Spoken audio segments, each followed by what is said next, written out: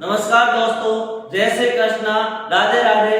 मैं MS Bhati MSP coaching classes के online platform MSP academy में आप सभी का तहे दिल से स्वागत करता हूं। आज का मोटिवेशनल स्पीच, मोटिवेशनल थॉट जो आपको ऊर्जावान बनाएगा, जो आपके चेहरे पे मुस्कान लेके आएगा। तो सुनिए आज का मोटिवेशनल थॉट क्या है। जब आंखों में अरमान लिया, मंजिल को अपना मान लिया, तो मुश्किल क्या आसान किया, तो मुश्किल क्या आसान किया, ठान लिया तो ठान लिया, ठान लिया तो ठान लिया। जब आंखों में अरमान लिया तो मंजिल को अपना मान लिया, जो मुश्किल क्या आसान क्या, ठान लिया तो ठान लिया। जब हमने मान ली कि हमारी हार है तो हमारी हार होगी, जब हमने ठान लिया कि हमारी जीत होगी, जब हमने कुछ भी लक्ष्य को ठान लिया तो हमें कोई भी अपने लक्ष्य को प्राप्त करने से नहीं रोक सकता। तो हमें ठानना है कि हमें जो भी लक्ष्य बनाया उसको प्राप्त करना है, तो उसको ठान के बैठ जाइए। तो आपको अपने लक्ष्य से प्राप्त करने से कोई नहीं रोक सकता। चाहे रीट एग्जाम क्यों नहीं हो, चाहे पटवारी का एग्जाम क्यों नहीं हो, चाहे रेलवे का एग्जाम क्यों नहीं हो, जो आपने एग्जाम को अपने ठान लिया कि हमें वो एग्जाम क्लियर करना, वो एग्जाम पास करना है, उस एग्जाम को हमें लक्ष्य तक पहुंचना है, तो हमने ठान के बैठे तो हमें अपनी मंजिल तक पहुंचने से कोई नहीं रोक सकता। तो इससे हमें लक्ष्य को प्राप्त करने के लिए अपने लक्ष्य को ठान के बैठना होगा कि हमें इस लक्ष्य को प्राप्त करना है, तो हमें अपनी मंजिल से कोई नहीं रोक सकता है। आज की हमारी क्लास गुणनफल आधारित होगी। गुणनखंड, गुणनखंड किसे कहते हैं, गुणनखंड से संबंधित कैसे क्वेश्चन आते हैं। और गुणनखंड में भी हमारे पास टॉपिक होगा सरल बीजीय व्यंजक का गुणनखंड, सरल बीजीय व्यंजक का गुणनखंड। अब हम सरल बीजीय व्यंजक का गुणनखंड ज्ञात करेंगे। अब हमारे टॉपिक का सरल बीजीय व्यंजक का गुणनखंड या सरल बीजीय व्यंजकों का गुणनखंड। अब हम तैयारी कर रहे हैं रीट लेवल सेकंड की, तो हमें रीट लेवल सेकंड का सिलेबस भी पता था, हमने जान लिया। अब हमारा टॉपिक है गुणनखंड और सरल बीजीय व्यंजक का गुणनखंड। अब सरल बीजीय व्यंजक कौन से होते हैं, जो हमने लास्ट वाली क्लास में सीखा था कि बीजीय व्यंजक किसे कहते हैं, जिसमें चर भी हो अचर भी हो, उसे हम क्या कहते हैं, बीजीय व्यंजक कहते हैं। पद किसे कहते हैं, उसकी घात कितनी होती है, जो हमने सारी चीज लास्ट क्लास में सीख लिया था। अब आपको वो चीज जाननी, आपने वो वीडियो नहीं देखा तो एक बार जरूर जाके उस वीडियो को जरूर देखें, जो बीजीय व्यंजक एल्जेब्रिक एक्सप्रेशन या बीजगणितीय बीजीय व्यंजक है, उसे जरूर देखें। और उसके लिए आपको कहीं जाने की आवश्यकता नहीं है, मैं आपको उस वीडियो का लिंक है जो आपको डिस्क्रिप्शन बॉक्स और कमेंट बॉक्स में जरूर डलवा दूंगा, जिससे आप डिस्क्रिप्शन बॉक्स या कमेंट में जाके उस वीडियो के लिंक को आसानी से ओपन कर सकते हैं और आप जान सकते हो कि हम उसके बीजीय व्यंजक को कैसे जोड़ बाकी गुणा भाग करते हैं, उसकी घात क्या होती है, उसकी पावर क्या होती है, वो हम सारी चीज उस बीजीय व्यंजक से प्राप्त कर सकते हैं। और हमारा टारगेट एक ही होगा, मेरा टारगेट एक ही होगा कि आपको इस रीट लेवल एग्जाम में जो मैथ और साइंस का सिलेबस है, जो मैथ या साइंस का जो स्टूडेंट है, जो साइंस से भरा हुआ भर में मैथ है, उसका मैथ सब्जेक्ट आएगा 30 नंबर का, और मेरा टारगेट है 30 आउट ऑफ 30 में से 30 नंबर दिलाने। वो आपको कैसे दिलाने, जो मैं बोलूं वो आपको करना है, उससे आप 30 में से 30 अंक प्राप्त कर सकते हैं। तो हमारा आज का टॉपिक है गुणनखंड है, हमारा टॉपिक क्या है, गुणनखंड है और सरल बीजीय व्यंजक का गुणनखंड। अब सरल बीजीय व्यंजक का गुणनखंड करने से पहले हमें गुणनखंड के बारे में जानना जरूरी है कि गुणनखंड किसे कहते हैं और गुणनखंड क्या होते हैं। तो हम गुणनखंड की परिभाषा जानेंगे। तो क्या होगा गुणनखंड की परिभाषा, तो मैं यहाँ गुणनखंड की परिभाषा लिखता हूँ, एक बार आपको गुणनखंड की परिभाषा समझा देता हूँ। गुणनखंड की परिभाषा क्या होती है, वह संख्या जिस संख्या में या वह संख्या उस संख्या में किस किस संख्या का भाग पूरा पूरा जाता है, वह संख्या जिसमें जिस संख्या का भाग पूरा पूरा जाता है, वह सभी संख्याएं उस संख्या का क्या होती है, गुणनखंड होती है। तो गुणनखंड की परिभाषा क्या हो गई कि वह संख्या जिसमें या वह संख्या जिसमें जिस संख्या का या जिस संख्या का भाग पूरा पूरा जाता है, भाग पूरा पूरा जाता है, वे सभी संख्याएं वे सभी संख्याएं उस संख्या की क्या होती है, गुणनखंड होती है। वे सभी संख्याएं उस संख्या की सभी गुणनखंड होती है, उस संख्या के सभी गुणनखंड होते हैं, गुणनखंड होते हैं। तो हमारे पास आ गया गुणनखंड किसे कहते हैं, गुणनखंड की परिभाषा क्या होती है। गुणनखंड की परिभाषा होती है कि वह संख्या या वह संख्या जिसमें जिस संख्या का है उसमें किस किस संख्या का भाग पूरा पूरा जाता है, वे सभी संख्याएं उस संख्या का क्या होती है, गुणनखंड होती है। तो हमने गुणनखंड की परिभाषा जान ली। अब गुणनखंड को मैं एग्जांपल से आपको समझा देता हूं। जैसा मैं एग्जांपल लेते हैं 28 एग्जांपल लेते हैं, किसमें किस किस संख्या का भाग पूरा पूरा जाता है। तो हम देखते हैं इसमें 1 का भाग जाता है, 1 का भाग सब संख्या में जाता है, तो 1 का भाग इसमें जाता है। फिर 2 का भाग जाता है 14 में 28, और फिर हम देखते 3 का नहीं जाता है, 4 का भी नहीं, 4 का भाग जाता है 6 4 का भाग 28 में जाता है क्या, नहीं जाता है, तो हम 4 का भाग नहीं देंगे। उसके बाद किसका जाता है, 8 का जाता है। उसके बाद किसका जाता है, 14 का भाग जाता है, तो 8 का भाग भी इसमें नहीं जाता है। 28 में भाग किसका जाएगा, 1 का भाग जाएगा, 2 का भाग जाएगा, और फिर 7 का भाग जाएगा, और 4 का भाग जाएगा, 7 चौक 28, और 14 का भाग जाएगा।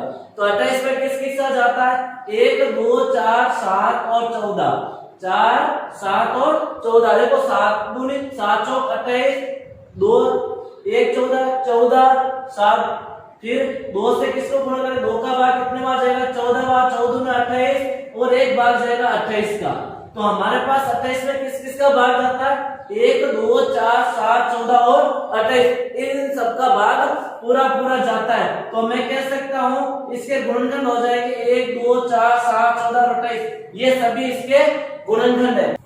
अब हम एक और संख्या लेते हैं 32 में किस किस का भाग जाता है, 1 का जाता है, 1 का भाग 32 में जाता है, 2 का भाग जाता है, 4 का भाग जाता है, 8 का भाग जाता है, और 8 चौक 32, 16 दूना 32, 32 का भाग जाता है। तो हमने देखा 32 में किस किस का भाग पूरा पूरा जाता है। अब मैं एक और संख्या लेता हूं, यहाँ पर मैंने ले लिया कि एक और संख्या ले लेता हूं जिसमें और किस किस का भाग पूरा पूरा जाता है। जैसे मैंने 36 लिया, इसमें देखते हैं किस किस संख्या का पूरा पूरा भाग जाता है। 1 का भाग जाता है, 2 का भाग जाता है, और किसका भाग जाता है, 8 चौक 32 नहीं जाता, 8 का भाग भी नहीं जाता, 4 का भाग जाता है, 3 का भाग जाता है, 9 का भाग जाता है, 9 चौक 36, और फिर किसका भाग जाता है, 12 का भाग जाता है, और 36 का भाग जाता है। तो हम देखते हैं 36 में 1 का भाग जाता है, 2 का भाग जाता है, 18 दूना 36, 18 का भी भाग इसमें जाएगा, और 4 9 चौक 36, 12 36, 36 एकम 36। तो वह संख्या जिसमें किस किस संख्या का भाग पूरा पूरा जाता है, वे सभी उसके क्या होते हैं, गुणनखंड होते हैं। गुणनखंड का अर्थ ही होता है कि दो संख्याएं लेना है और दोनों संख्या का भाग गुणा करे तो वापस वही संख्या प्राप्त होनी चाहिए। जैसे मैं 36 का गुणनखंड करता हूं तो 4 इंटू 9 9 चौक 36 होते हैं। तो वह गुणनखंड जिसको गुणा करने के बाद वापस वही संख्या प्राप्त हो।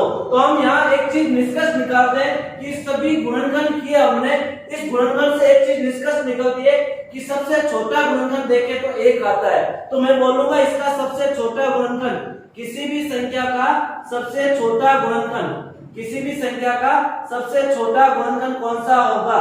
कोई भी संख्या दे उसका सबसे छोटा गुणनखंड कौन सा हो जाएगा, तो 1 ही होगा, क्योंकि 1 का भाग सब में जाता है। किसी भी संख्या का सबसे बड़ा गुणनखंड, किसी भी संख्या का सबसे बड़ा गुणनखंड कौन सा होगा, तो हम यहाँ देखते हैं सबसे बड़ा गुणनखंड कौन सा है। सबसे बड़ा गुणनखंड देखते हैं कि वो संख्या खुद ही देखो 28 28, 32 32, 36 36। तो सबसे बड़ा गुणनखंड वही होगा जो संख्या है, वो संख्या ही उसका सबसे बड़ा क्या होगी, गुणनखंड होगी।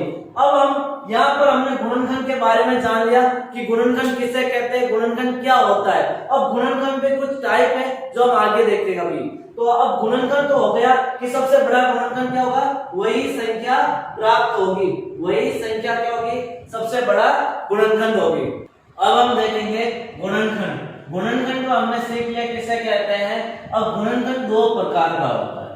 गुणनखंड कितने प्रकार का होता है, 2 प्रकार का होता है। एक तो अभाज्य गुणनखंड होता है जिसे हम कहते हैं अभाज्य गुणनखंड, और दूसरा होगा हमारे पास सर्वनिष्ठ गुणनखंड, सर्वसंभव गुणनखंड, सर्वसंभव गुणनखंड।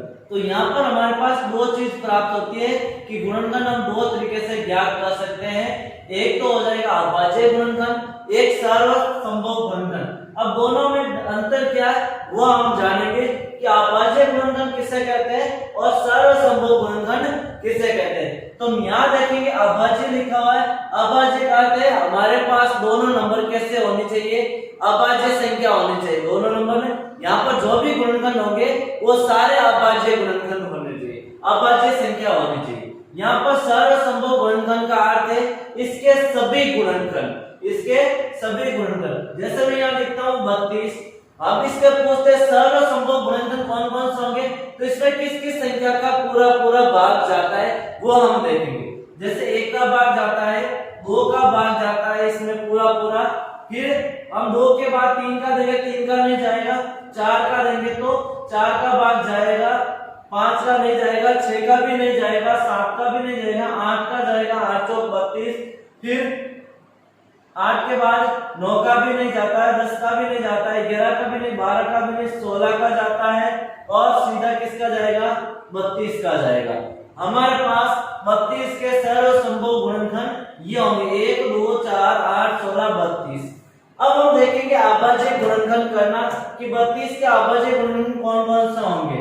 तो हम 32 का प्राइम फैक्टराइज करेंगे, प्राइम फैक्टराइज अभाज्य गुणनखंड करेंगे, अभाज्य संख्या ही लेंगे, दूसरी कोई संख्या नहीं लेंगे।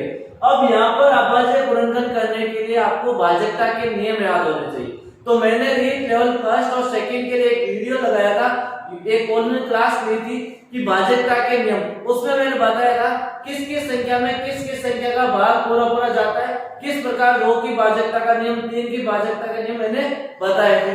अब देखते हैं इसमें 32 में 2 का भाग 16 बार, 16 में 2 का भाग 8 बार, 2 का भाग 8 में 4 बार, 2 का भाग 4 में 2 बार, 2 का भाग 2 में 1 बार। इस तरह से हमने 32 के गुणनखंड लिए। तो अभाज्य गुणनखंड बोलेंगे तो हमारे पास आएगा 1 2 3 4 5, 3 4 और 5। मैं बोलूं अब 32 के सर्वसंभव गुणनखंड क्या है, तो हम बोलेंगे 1 2 4 8 16 32।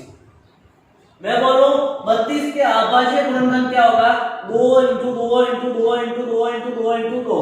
तो हम लिख सकते हैं 2 की घात 5। क्या लिख सकते हैं 2 की घात 5, क्योंकि यहाँ पर 5 बार संख्या रिपीट हुई। तो अभाज्य गुणनखंड हमारे पास संख्या होनी चाहिए अभाज्य संख्या। जैसे मैं लिखता हूँ 24 के सभी गुणनखंड कौन सा, 1 का भाग जाता है, 2 का जाता है, 3 का, 6 का, फिर 12 का और फिर 24 का। तो हमारे पास 24 के सर्वसंभव गुणनखंड तो ये हो जाएंगे। यदि 24 के अभाज्य गुणनखंड बोले तो हम क्या लिखेंगे, 24 के अभाज्य गुणनखंड हमें इस तरह से करना होगा, 2 का भाग 12 बार, 2 का भाग 6 बार, 2 का भाग 3 बार, 3 का भाग 1 बार। तो हम लिखेंगे 24 के अभाज्य गुणनखंड होंगे हमारे पास ये वाले 2 इंटू 2 इंटू 2, 2 दूनी 4, 4 दूनी 8, 8 तीनी 24। तो यहाँ पर 24 के अभाज्य गुणनखंड तो ये होंगे और 24 के सर्वसंभव गुणनखंड बोले तो ये होंगे। तो गुणनखंड दो प्रकार का, एक तो सर्वसंभव गुणनखंड बोले तो हमें ये देखना है, जब आपको अभाज्य गुणनखंड का बोले तो हमें ये वाला मेथड करना है अभाज्य गुणनखंड के लिए। ये दोनों गुणनखंड को अंतर करते हैं कि कौन सा हमें गुणनखंड चाहिए। अब हम कुछ अभाज्य गुणनखंड करना देखेंगे। जैसे मैं लेता हूँ 140 के अभाज्य गुणनखंड क्या होंगे, तो हम इसमें भाग देंगे किस किस का भाग जाता है। जैसे मैं यहाँ करता हूँ अभाज्य गुणनखंड, अभाज्य संख्या लेने केवल अभाज्य संख्या करते जिसमें केवल एक व स्वयं का ही भाग जाता है, वो होता है हमारे पास अभाज्य संख्या। तो हम 140 में 2 का भाग देंगे 70 बार, 2 का भाग देंगे 35 बार। अब यहाँ देखते हैं 35 में 2 का भाग नहीं जाता है। भाजकता का नियम में 2 का नियम होता है जिस संख्या का अंत 0 2 4 6 और 8 हो, ये होता है 2 की भाजकता का नियम। तो इसमें 2 का भाग पूरा पूरा जाता था, 0 आ रहा है, अब 5 आ रहा है और 5 भाजकता के नियम में नहीं आता है, तो हम यहाँ पर 2 का भाग नहीं देंगे। अब 3 का देंगे तो 3 का नियम कहता है अंकों का योग करो और अंकों के योग में 3 का भाग जाना चाहिए। इसमें अंकों का योग 8 होता है और 8 में 3 का भाग नहीं जाता है। अब हम देंगे 5 का भाग 7 बार, 7 का भाग 1 बार। तो मैं बोलूं इस संख्या का अभाज्य गुणनखंड क्या होगा 140 का, तो 140 का अभाज्य गुणनखंड हो जाएगा 2 इंटू 5 इंटू 7। ये होगा 140 का अभाज्य गुणनखंड। 140 के अभाज्य गुणनखंड क्या क्या होंगे, तो हम कहेंगे 140 का अभाज्य गुणनखंड 2 इंटू 5 इंटू 7। ये 140 के अभाज्य गुणनखंड। जैसे मैं यहाँ लिखता हूँ 260 के अभाज्य गुणनखंड क्या होंगे, जैसे मैंने क्या लिखा 260 के अभाज्य गुणनखंड, तो हम इसका अभाज्य गुणनखंड करते हैं। 2 का भाग जाएगा 130 बार, 2 का भाग जाएगा 6 और 5 65 बार। अब देखते हैं इसमें 2 का नहीं जाता, 3 का भी नहीं जाता है, 5 का जाएगा और कितने बार जाएगा 13 बार। और 13 में किसी का भाग नहीं जाता क्योंकि 13 एक अभाज्य संख्या, 13 में 13 का भाग 1 बार। तो अब बोले इस संख्या का अभाज्य गुणनखंड क्या हो जाएगा 2 इंटू 3 इंटू 5 इंटू 13। ये इस संख्या का अभाज्य गुणनखंड है।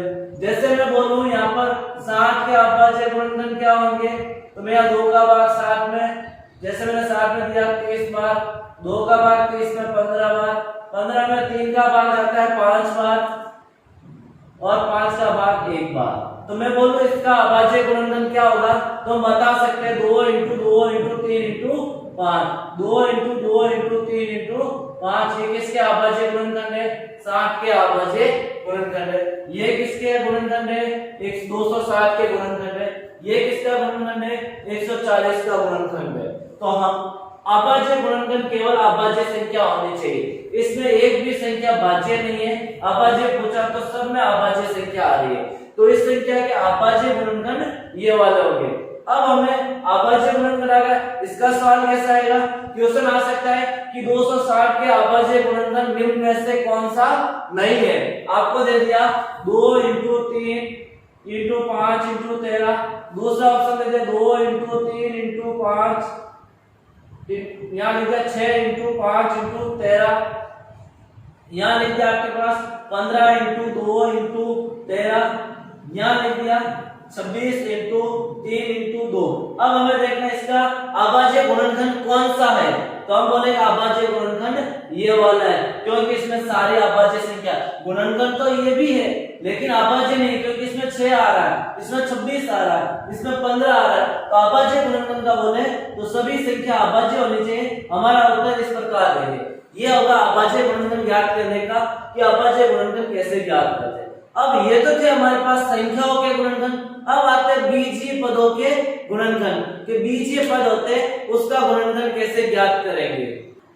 अब हम लेंगे बीजीय व्यंजकों के गुणनखंड या बीजीय पदों का गुणनखंड, बीजीय पदों का गुणनखंड या बीजीय व्यंजक का गुणनखंड। बीजीय व्यंजक है उसका गुणनखंड, बीजीय व्यंजक का गुणनखंड, या हम कह सकते हैं बीजीय पद का गुणनखंड, कि बीजीय पद का गुणनखंड। अब यहाँ पर हमने संख्याओं के लिए तो गुणनखंड शब्द यूज किया, अब बीजीय पदों के लिए हम गुणनखंड का यूज नहीं करेंगे। यहाँ बीजीय पदों में हम कहेंगे अखंडनीय। क्या कहेंगे अखंडनीय।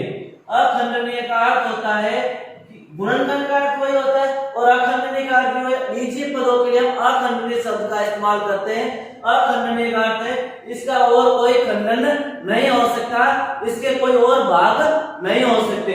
जैसे मैं लिखता हूँ यहाँ पर 35x है, ये हमारे पास एक बीजीय पद है, इसका गुणनखंड करने को बोले तो हम क्या लिखेंगे 35 का गुणनखंड 3 इंटू 5 और x का x, तो हम कहेंगे इसके अखंडनीय भाग हो जाएंगे 3 इंटू 5 इंटू x। ये हमारे पास क्या 35x का गुणनखंड है, कि यहाँ पर अखंडनीय शब्द इस्तेमाल करेंगे और हम गुणनखंड यूज करते थे, इसको हम अखंडनीय शब्द भी कह सकते हैं। जैसे मैं लिखता हूँ 7xy, यहाँ पर पूछे इसका गुणनखंड या अखंडनीय भाग कौन सा होगा जिसे हम अखंडित नहीं कर सकते, बाद में खंडन नहीं कर सकते, तो 7 मल्टीप्लाई x मल्टीप्लाई y, ये इसके क्या हो जाएंगे गुणनखंड हो जाएंगे। जिस प्रकार हमने संख्याओं के गुणनखंड किए उसी प्रकार यहाँ बीजीय व्यंजकों के भी क्या होंगे गुणनखंड होंगे, या बीजीय पदों के भी क्या होंगे गुणनखंड होंगे। जैसे मैंने 7xy लिखा तो 7 इंटू x इंटू y, ये इसका अखंडनीय भाग है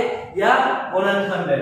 इसी तरह से मैं एक और संख्या लेता हूँ 7xy प्लस 7x। मैं बोलता हूँ इसका गुणनखंड क्या हो जाएगा, तो हम देखते हैं दोनों में से कॉमन पद कौन सा है, 7 और x। तो जो कॉमन पद आप मैंने एक बार लिख दिया और यहाँ बचा y, यहाँ से 7x पूरा बार लिख दिया, तो यहाँ क्या होगा 1। तो इसका गुणनखंड 7 × x y प्लस 1 होगा।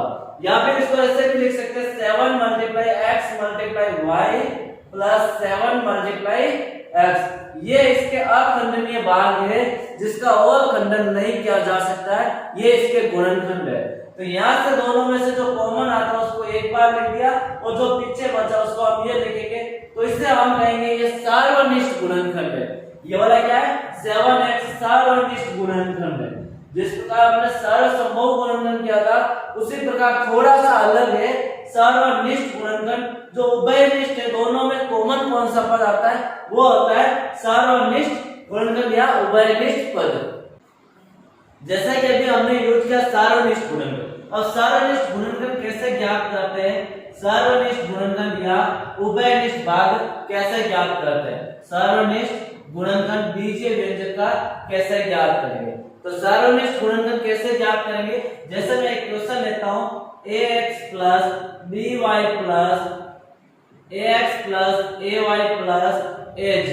अब मैं बोलूं इसका सार्वनिष्ठ गुणनखंड क्या होगा, तो इसका सार्वनिष्ठ गुणनखंड वो होता है जिसमें दोनों तीनों में क्या है, उभयनिष्ठ है या तीनों में कॉमन आती है। जैसे मैं यहाँ इसका सार्वनिष्ठ गुणनखंड लिखना चाहता हूँ, तो तीनों में a शब्द जो कॉमन आ रहा है, तीनों में आ रहा है, तो मैं यहाँ a से कॉमन ले लूंगा, तो मेरे पास बचेगा x plus y plus z। ये बाहर लिख दिया और ब्रैकेट में लिख दिया x y z। तो ये हो गया इसका सार्वनिष्ठ गुणनखंड। जैसे मैं एक और एग्जांपल लेता हूं जिसमें आपको और बताना है कि इसका सार्वनिष्ठ गुणनखंड क्या होगा। जैसे ax plus bx plus ay plus by plus az plus bz। अब हमें बताना है इसका सार्वनिष्ठ गुणनखंड क्या होगा, इसका सार्वनिष्ठ गुणनखंड ज्ञात करना है। तो हम यहाँ से देखते हैं, यहाँ पर x कॉमन आता है, हमने x कॉमन ले केवल दो पद में आता है तो दो पद में लेना है। जितने पद में हमारे पास गुणनखंड कॉमन आता है, कोई भी टर्म्स कॉमन आती है या कोई भी संख्या कॉमन आती है, चर या अचर, उसको हमें जितने पदों में कॉमन आती है उतने में से ही लेनी है। तो यहाँ दो पदों में से x कॉमन आता है, तो मैंने लिख दिया a प्लस b। यहाँ से देखता हूँ y कॉमन आता है, मैंने y कॉमन ले लिया और a प्लस b, क्यों यहाँ y बाहर लिख दिया, a प्लस b बचेगा। इसी तरह से मैं यहाँ a कॉमन लेता हूँ तो मेरे पास यहाँ z कॉमन लेंगे, तो क्या बचेगा a प्लस b, क्योंकि z इसमें भी है z इसमें भी है। जिस दोनों पदों में है उसी संख्या को क्या लेना, कॉमन लेना, चाहे अचर हो या अचर हो। तो यहाँ से देखिए अब सब में तीनों में जो कॉमन आता है उसको भी ले सकते हैं। जैसे यहाँ तीनों में कॉमन लेते हैं तो a प्लस b क्या आता है, कॉमन आता है। तो मैंने a प्लस b बाहर लिख दिया, तो अंदर क्या बचा, यहाँ से a भी मैंने बाहर लिख दिया गुणनखंड के रूप में, तो यहाँ x बचा। यहाँ से भी मैंने a y b बाहर लिख दिया, तो यहाँ से y बचा। उसी तरह मैंने यहाँ से भी a b बाहर लिख दिया, तो मेरे पास z बचा। तो मैं बोलूंगा इसका सार्वनिष्ठ गुणनखंड क्या आ जाएगा, a plus b bracket of x plus y plus z। ये इसका हो गया सार्वनिष्ठ गुणनखंड। जैसे हम एक क्वेश्चन और लेते हैं कि उस क्वेश्चन का गुणनखंड क्या होगा। जैसे क्वेश्चन है आपके पास 10x की घात 3 y की घात 5 प्लस 15x की घात 4 y की घात 2 minus 30x cube y square. ये हमारे पास है। अब हमें बताना है 30x क्यूब y स्क्वायर, इसका सार्वनिष्ठ गुणनखंड क्या होगा, उभयनिष्ठ गुणनखंड क्या होगा। तो अब यहाँ देखते हैं, यहाँ 10 है, यहाँ 15 है, यहाँ 30 है। सबसे पहले आपको संख्याओं के गुणनखंड देखने हैं कि इसमें संख्याएं क्या कॉमन आती है, उस संख्याओं को गुणनखंड लेना जिसे हम अचर कहते हैं। तो आपको सबसे पहले अचर को गुणनखंड के रूप में लेना सार्वनिष्ठ पद। जैसे मैं देखता हूँ इसमें 5 का भाग जाता है, इसमें भी 5 का जाता है, इसमें भी 5 का जाता है, क्योंकि मैं 10 को लिख सकता हूँ 2 × 5 x क्यूब y की घात 5 प्लस 15 को लिख सकता हूँ 3 × 5 x की घात 4 y की घात 2 माइनस 30 को लिख सकता हूँ 2 × 3 × 5 x की घात 2 और y की घात 2। अब देखो जो इसमें से कॉमन आता है वो कॉमन लेना। जैसे मैं यहाँ संख्याओं में से कॉमन लेता हूँ तो तीनों में 5 नंबर है जो सब में कॉमन आता है, तो मैं यहाँ लिख दिया 5। उसके बाद मेरे पास यहाँ तो 2 बच गया। अब यह 5 के साथ साथ हम चर को भी कॉमन ले लेते हैं कि चर क्या आएगा। जैसे मैंने 5 तो सब में से कॉमन ले लिया। उसके बाद देखते हैं यहाँ x की घात 3 है, यहाँ x की घात 4 है, यहाँ x की घात 2 है। इसका मतलब 2x तो सब में आ रहा है, ज्यादा आने से कोई नहीं। हमें गुणनखंड लेना तो सबसे कम पावर लेंगे, तो यहाँ x की घात 2 लेंगे तो सब में कॉमन आ जाएगा। y की घात सब में देखते हैं या 5 या 2 या 2, तो y की घात 2 ले लेंगे। चर में हमेशा जो सबसे कम पावर होती है उसे ही लेंगे। अब देखो यहाँ से मैंने 5 कॉमन ले लिया, 5 उभयनिष्ठ सर्वनिष्ठ के रूप में बाहर लिख दिया, तो अंदर तो बचा केवल 2। x 3 में से x 2 मैंने बाहर लिख दिया, तो अंदर बचेगा केवल 1x। और यहाँ y 5 में से 2 बाहर लिख दिया, तो 5 में से 2 जाएगा तो बचेगा y की पावर 3। फिर इसमें से देखते 5 मैंने बाहर लिख दिया, तो यहाँ बचा प्लस का 3। x का 4 में से x 2 बाहर लिख दिया तो x का 2, y 2 मैंने पूरा बाहर लिख दिया तो y की टर्म्स कोई नहीं बचेगी। अब यहाँ माइनस का माइनस, 2 और 3 6, क्योंकि 2 और 3 सब में कॉमन नहीं आता। 5 मैंने बाहर लिख दिया, x की घात 2 भी बाहर लिख दिया, y की घात 2 भी बाहर लिख दिया, तो मेरे पास केवल 6 ही बचेगा। तो इसका गुणनखंड बोले तो हमारे पास हो जाएगा 5x² y² 2xy³ plus 3x² - 6। ये इसके क्या हो गए, दो गुणनखंड हो गए, एक तो ये वाला और एक ये वाला, जब क्या हो जाएगी गुणनखंड हो जाएगी। अब हम देखेंगे गुणनखंड भी ज्ञात करने के बीजीय व्यंजक होते हैं, उसके गुणनखंड ज्ञात करने की अलग अलग विधियां होती है, 3-4 तरह की विधियां होती है। हम उनमें से कोई भी विधि से गुणनखंड ज्ञात कर सकते हैं। जैसे बीजीय व्यंजकों सबसे फर्स्ट विधि होती है पुनः समूह विधि द्वारा। क्या? पुनः पदों के पुनः समूहन द्वारा, पदों के पुनः समूहन विधि द्वारा, समूहन विधि द्वारा, समूहन द्वारा कि पदों को एक समूह बना के कि जो भी पद है उसके दो पदों का या 3 पदों का समूह बना के। जैसे मैं एग्जांपल लिखता हूँ, फर्स्ट एग्जांपल लिखता हूँ इजी, जिसके अंदर हम समूह बना के लिखते हैं कि हम पदों का समूह कैसे बना सकते हैं। पदों के पुनः समूहन द्वारा गुणनखंड ज्ञात करना। उसके लिए हम एक एग्जांपल लेते हैं। जैसे मैं लिखता हूँ 2xy plus 3 plus 2y plus 3x। मैंने एक गुणनखंड लिखा, बीजीय व्यंजक लिखा प्लस 3 प्लस 2y। मैंने एक बीजीय व्यंजक लिख दिया। अब हमें देखना है इसमें कि इसका समूह कैसे बनाए, कि इसमें से सार्वनिष्ठ पद भी कॉमन आ सकता। तो इसका समूह बनाने के लिए यहाँ पर 2 तरीके हैं। समूह बनाने के कितने तरीके? 2 तरीके, जिसमें से हमारे पास कुछ ना कुछ क्या आना चाहिए, कॉमन आना चाहिए। जैसे मैं 2xy के साथ यदि y वाले टर्म्स लेता हूं तो मेरे पास क्या, देखो 2 भी कॉमन आ जाएगा और y भी क्या आ जाएगा, कॉमन आ जाएगा। और 3 के साथ x के भेज दूंगा, तो यहाँ से हमें जो कॉमन है ना वो कॉमन भी ले सकते हैं। तो इसके साथ इसको भेजूंगा और इसके साथ इसको भेजूंगा, ये भी टर्म्स हो सकती है। और समूह कैसे बना सकते हैं, इसको मैं इसके साथ भी भेज सकता हूँ और इसको इसके साथ भी भेज सकता हूँ, ये भी समूह बना सकते हैं। तो इसके 3 समूह बना सकते हैं। कि समूह कौन कौन से बनेंगे कि हम समूहन द्वारा ज्ञात करें तो समूह कितने बना सकते हैं, कैसे समूह बनाए इसका सही आ सकता है। जैसे मैं यहाँ देखता हूँ इसमें से जो कॉमन आता है उसी का समूह बनाना होता है। जैसे मैं सबसे फर्स्ट समूह बनाता हूँ कि 2xy प्लस 2y लेता हूँ, क्योंकि इसमें सीधा दिख रहा है कि 2 भी कॉमन आ रहा है y भी कॉमन आ रहा है, तो बचा हुआ दूसरी टर्म उसके साथ चली जाएगी। एक तो समूह ये हो गया। दूसरा समूह बनाना चाहता हूं मैं तो क्या कर सकता हूं, मैं 2xy के साथ 3x भी लिख सकता हूं, क्योंकि इसमें से दोनों में से x क्या आ जाएगा, कॉमन आ जाएगा। और मैंने क्या लिख दिया 2xy plus 3x plus 3 plus 2y, इसमें से 1 कॉमन आ सकता, ये भी समूह बना सकते हैं। इसके अलावा और समूह बनाना चाहते हैं तो और भी बना सकते हैं। तो इस तरह से मैंने आपको क्या बताया कि समूह बना के हम क्या कर सकते हैं, इसके गुणनखंड ज्ञात करते हैं। सबसे फर्स्ट मैंने ये दो समूह बनाए, अब आप ये भी समूह बना सकते हैं कि इन दोनों को ले लिया और इन दोनों को भी ले सकते हो, इससे भी आंसर सेम ही आएगा। आप समूह कैसा ही भी बनाओगे तो उसका सर्वनिष्ठ गुणनखंड एक ही आएगा। जैसे मैं इसमें से समूह बनाया, इसमें से मेरे पास 2 और y कॉमन आ रहा है, 2 और क्या कॉमन आ रहा है, y, 2 इसमें से कॉमन आ रहा है, इसमें भी है, y इसमें भी और इसमें भी, दोनों में से 2 और y कॉमन आ रहा है, तो यहाँ मेरे पास केवल x बचा, यहाँ प्लस का प्लस, ये 2y पूरा मैंने बाहर ले दिया तो 1 बचेगा, ये होगा इसमें से कॉमन। उसी प्रकार में इसमें से कॉमन रूट मेरे पास आएगा 3 कॉमन, जब मैंने 3 कॉमन लिया, 3 में 3 का भाग 1 बार और यहाँ से 3 कॉमन ले तो x बचा। अब देखो दोनों में x प्लस 1 और x प्लस 1 आ रहा है, प्लस में नंबर्स हमारे पास पर आगे पीछे हो सकते हैं, उसमें आंसर में कोई फर्क नहीं पड़ेगा।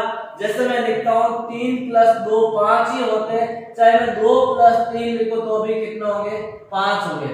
तो इस तरह से संख्याओं को मैं कैसे भी जोड़ूंगा आंसर वही आएगा, चाहे मैं x प्लस 1 कहूं चाहे 1 प्लस x को, दोनों का मान सेम होगा। जैसे 3 प्लस 2 5 होते हैं, 2 प्लस 3 क्या होते हैं, 5 होते हैं। उसी तरह x प्लस 1 और 1 प्लस x दोनों का मान क्या होगा, सेम होगा। तो मेरे पास यहाँ से x प्लस 1 कॉमन आ जाएगा, तो मैंने यहाँ पर बच गया 2y और यहाँ पर बच गया प्लस का 3। तो इसके गुणनखंड कौन कौन से हो जाएंगे, x प्लस 1 और 2y प्लस 3।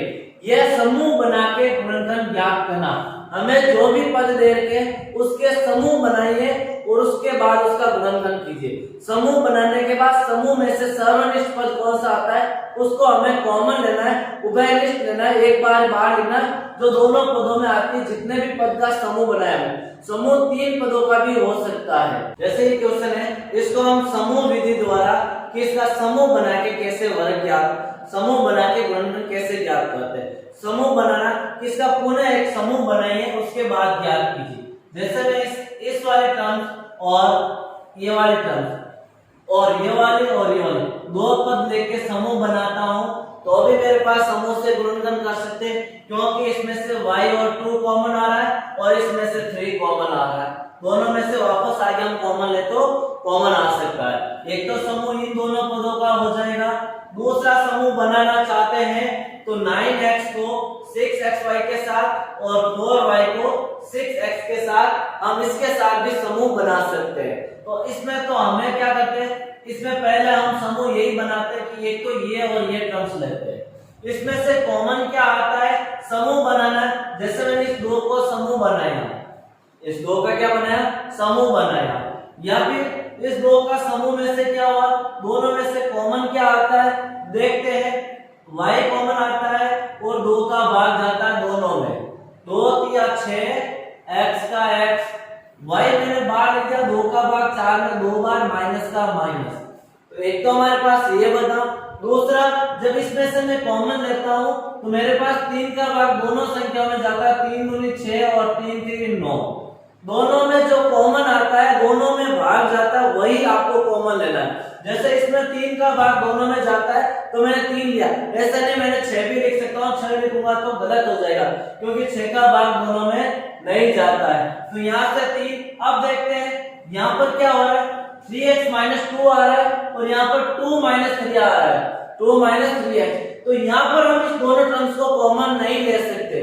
क्यों नहीं ले सकते हैं, क्योंकि मैं 3 - 2 करूंगा तो 1 आएगा, जब मैं 2 - 3 करूंगा तो आंसर आएगा माइनस का 1। दोनों में अंतर, एक तो प्लस का 1 और एक माइनस का 1 है, दोनों में अंतर है दोस्तों। तो दोनों में अंतर है तो अब हम यहाँ से कॉमन नहीं ले सकते। तो अब कॉमन कैसे लें कि यहाँ से दोनों टर्म्स से कुछ कॉमन आ जाएगा। तो यहाँ से क्या करता हूँ, यहाँ से माइनस को कॉमन ले लेता हूँ। क्या ले लेता हूँ, माइनस को कॉमन ले लेता हूँ। जब माइनस को कॉमन लिया मैंने तो क्या हो जाएगा, जैसे मैं ये लिखा मैंने, तो यहाँ से मैंने माइनस को कॉमन ले लिया तो प्लस माइनस क्या हो जाएगा, -3 और जब यहाँ माइनस कॉमन लिया तो माइनस है ही नहीं, तो क्या माइनस का साइन लगा दो, यहाँ माइनस है तो प्लस का साइन लगा दो। अब देखो 3x प्लस का यहाँ पर भी है, 3x प्लस का यहाँ पर भी है, 2 माइनस का यहाँ पर भी है, 2 माइनस का यहाँ पर भी है। तो अब तो हम कॉमन ले सकते हैं, क्योंकि मैं इसको लिख सकता हूँ 3x माइनस 2, दोनों सेम बात है। मैंने यहाँ से क्या कॉमन लिया, माइनस कॉमन लिया। क्यों? क्योंकि हमें बीच वाली टर्म्स क्या बनानी, सेम बनानी। तो यहाँ से अब 3x माइनस 2 कॉमन आ गया। तो जब मैंने ये कॉमन ले लिया, यहाँ पर 2y, जब मैंने ये कॉमन ले लिया तो मेरे पास बचा माइनस का 3। तो इसके ये दो गुणनखंड हो सकते हैं। इसके अलावा इसका समूह और कैसे बना सकते हैं, जैसे मैंने तो अभी ये दो समूह लिए, अब मैं दूसरा समूह लेता हूँ। दूसरा समूह कौन सा लेता हूँ, जैसे मैं एक समूह ये ले लेता हूँ, इसमें कौन सा लेता हूँ कि 6xy को 9 के साथ भेज दिया, 6xy को किसके साथ भेज दिया, माइनस 9x के साथ भेज दिया। उसके बाद मैंने क्या किया, माइनस के 4y को प्लस के 6 के साथ भेज दिया, ये समूह बना दिया। अब देखते हैं इसमें से कॉमन क्या आता है, एक तो x कॉमन आता है, एक 3 का भाग दोनों में जाता है, 3x कॉमन ले, 3 दूनी 6y माइनस का 3 3 9, क्योंकि 3 कॉमन लिया तो 3 6 में से 3 मैंने बाहर निकाले 2 बचेगा, और y और x में से x मैंने बाहर निकाले, यहाँ क्या बचेगा, y बचेगा। और यहाँ से मैंने x तो बाहर ले लिया, कॉमन ले लिया, तो पीछे कुछ नहीं बचा, और 3 का भाग 9 में 3 बार जाता है, तो मैंने यहाँ लिखे 2y माइनस 3। उसी तरह से अब यहाँ से कॉमन लेता हूँ, माइनस का साइन दिखा तो माइनस भी लेना है हमें, और दोनों में 2 का भाग पूरा पूरा जाता है, तो मैंने माइनस का 2 कॉमन लिया, तो यहाँ बचेगा y माइनस का 2 का भाग 6 में 3 बार, और यहाँ पर 2 का भाग 2 बार जाएगा। जब 4 में से 2 कॉमन ले लिया, 2 मल्टीप्लाई 2 लिखते हैं 4 को, तो 4 में से मैंने 2 बाहर लिया, पीछे केवल 2 ही बचेगा, और y का y, और माइनस मैंने बाहर ले दिया, तो माइनस में यहाँ क्या आ जाएगा, प्लस आ जाएगा। जब भी आप कभी भी माइनस के साइन को कॉमन लेते हो, तो ब्रैकेट के अंदर जितनी भी संख्या होती है उस सारी संख्याओं के साइन चेंज कर दो, ऑटोमेटिक हमारा इक्वेशन सही होगा। हमें क्या करना है कि जहां पर भी हम माइनस कॉमन लेते हैं, अंदर वाले जितने भी पद है उन सारे पदों के चिन्ह चेंज कर दो। तो मैंने यहाँ माइनस कॉमन लिया तो अंदर वाले दोनों के साइन चेंज कर दिए। 6 में मैं 2 into 3 लिखता हूँ, 2 मैंने बाहर इधर, पीछे क्या बचा, 3 बचा। अब दोनों में देखो 2y माइनस 3 कॉमन आ रहा है, तो मैंने लिख दिया 2y माइनस 3, वो बेनिस्ट आ रहा है, सर्वनिष्ठ आ रहा है, उसको मैंने लिख दिया, और पीछे बचा 3x माइनस 2। तो ये होता है सर्वनिष्ठ गुणनखंड। अब देखो सर्वनिष्ठ गुणनखंड ज्ञात करना हमने देख लिया, उसके बाद हम एक और देखते हैं, थोड़ा सा डिस्कस कर लेते हैं उसके बारे में कि ये तो है सर्वनिष्ठ गुणनखंड। अब सर्वनिष्ठ गुणनखंड के बाद हमने एक सरल समीकरण पढ़ी थी, जो लास्ट क्लास थी हमारी, कल की क्लास, उस लास्ट लेक्चर में हमने क्या था कि हमने सरल समीकरण पढ़ी थी, कुछ सरल समीकरण पढ़ी थी। तो सरल समीकरण से गुणनखंड ज्ञात करना, अब क्या हमारा सेकंड है, सरल समीकरण से कैसे गुणनखंड ज्ञात करेंगे। तो हमने लास्ट क्लास में सरल समीकरण पढ़ी थी, तो आपको एक बार जरूर जाके सरल समीकरण वाले टॉपिक को वापस देख लेना है, नहीं तो मैं आपको कमेंट बॉक्स या डिस्क्रिप्शन बॉक्स दोनों में मैं सरल समीकरण वाले चैप्टर का लिंक डलवा दूंगा। इस दोनों के सरल समीकरण वाले लिंक डिस्क्रिप्शन और सब्सक्राइब जो हमारे पास होगा डिस्क्रिप्शन और जो हमारा कमेंट बॉक्स होगा उस दोनों में डलवा दूंगा। तो अब हम सरल समीकरण से गुणनखंड कैसे ज्ञात करते हैं, जैसे मेरे पास क्वेश्चन है 49x square plus 4y square, यहाँ माइनस। अब इसका गुणनखंड करना है कि इसका गुणनखंड क्या क्या हो सकते हैं। तो यहाँ से देखिए 49 को हम लिख सकते हैं 7 का स्क्वायर और x का x स्क्वायर, माइनस 4 को लिख सकते हैं 2 का स्क्वायर और y का स्क्वायर, y का तो y स्क्वायर, x का x स्क्वायर। हमें पता है 49 7 का स्क्वायर होता है और 4 2 का स्क्वायर होता है। अब मैं इस पूरी टर्म्स को लिख सकता हूँ 7x का होल स्क्वायर माइनस 2y का होल स्क्वायर, क्योंकि दोनों के ऊपर स्क्वायर है तो मैंने दोनों के अलग अलग स्क्वायर को एक साथ स्क्वायर लिख दिया। यदि आपने इस प्रकार लिख दिया कि 7x माइनस 2y का होल स्क्वायर, तो ये गलत होगा। हमें केवल उसी टर्म्स के ऊपर पूरे की होल पावर लगा सकते हैं, पूरे के ब्रैकेट करके लिखा तो गलत होगा। अब यहाँ से मैं कॉमन, अब यहाँ देखते एक सरल समीकरण लगती है, जो मैंने लास्ट क्लास में आपको सरल समीकरण सिखाया था, कि a minus B a plus B क्या होता है a square minus B square. जब आपको a square minus B square दे तो हमें ये लिखना है, और जब ये वाला दे तो हमें a square minus B square लिखना है। अब हमारे पास a square minus B square है तो इसका गुणनखंड करना है, दो भागों में तोड़ना है, तो हम ये गुणनखंड करेंगे। गुणनखंड का अर्थ है किसी भी संख्या को गुणा करते हैं तो वापस वही संख्या आनी चाहिए। हम इस संख्या को तोड़ के दो भाग कर रहे हैं तो इन दोनों को गुणा करेंगे तो वापस संख्या यही आएगी। जैसे इन दोनों को गुणा करूंगा तो वापस क्या आएगा, ये वाला ये पद आएगा। तो गुणनखंड का अर्थ ही ये होता है कि गुणा करने के बाद गुणनखंड कि उसके बाद जो गुणा करने के बाद वही संख्या प्राप्त होती है। तो मैं यहाँ लिख सकता हूँ 7x माइनस 2y और 7x प्लस 4 तो ये हो गए, इसके क्या हो गए, गुणनखंड हो गए।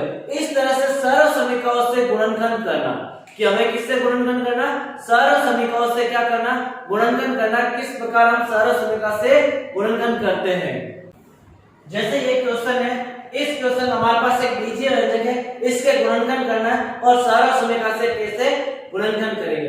तो इसका सरल समीकरण से गुणनखंड करते हैं, हमें कैसे पता चलेगा इसमें सरल समीकरण लगती है, हमें सरल समीकरण याद होना चाहिए। तो यहाँ पर सरल समीकरण कौन सी लगेगी, जैसे मैं इसको लिख सकता हूँ x square plus 8x plus 16 को लिख सकता हूँ 4 का स्क्वायर होता है 16 का। अब हमें देखना है कौन सी ऐसी सरल समीकरण जिसमें स्क्वायर आता है। हम देखेंगे a प्लस b का whole square a square plus 2ab plus b square और a माइनस b का whole square a square minus 2ab plus b square ये होता है। इसमें भी a स्क्वायर और a स्क्वायर b स्क्वायर आ रहा है, लेकिन यहाँ सभी प्लस है तो हमें प्लस वाली सरल समीकरण लगानी है। अब ये कैसे लगाएंगे, या 8x लिखा हुआ, 8x के भी कुछ गुणनखंड होते हैं तो हमें 8x के भी क्या करने, गुणनखंड करने। एक 8x के गुणनखंड का अखंडनीय भाग करने जिसको और खंडित नहीं किया जा सकता। तो मैं यहाँ लिख सकता हूँ x square plus 2 into 4x, ये लिख सकता है इसका गुणनखंड, और प्लस का 4 का स्क्वायर।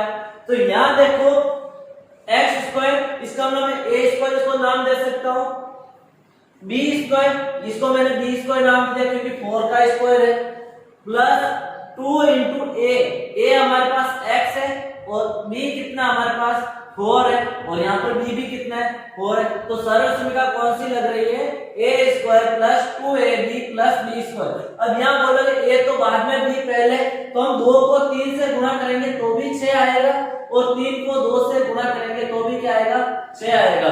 तो गुणा हम कैसे भी करेंगे तो आंसर सेम आने वाला है। तो यहाँ से हमारे पास सरल समीकरण बनती है a square plus 2ab plus b square और होती है a प्लस b का होल स्क्वायर। तो हम इसको लिख सकते हैं कि a का मान हमारे पास x है और b का मान 4 है, तो हम लिख सकते हैं x प्लस 4 का होल स्क्वायर। ये नहीं है तो ऑप्शन में ये भी हो सकता है। स्क्वायर का मतलब है टर्म्स कितने बार है, 2 बार है। स्क्वायर का मतलब क्या होता है दोस्तों कि ये टर्म्स कितने बार है, 2 बार है। जितनी उसकी पावर होती है उसे हम उतने ही टाइम्स लिखते हैं। तो हमारे पास ऑप्शन में ये होगा तो हम ये करेंगे, ऑप्शन में दोनों में से ये होगा तो हम ये करेंगे। दोनों में से एक ऑप्शन आएगा तो हमें दोनों में से एक करना है।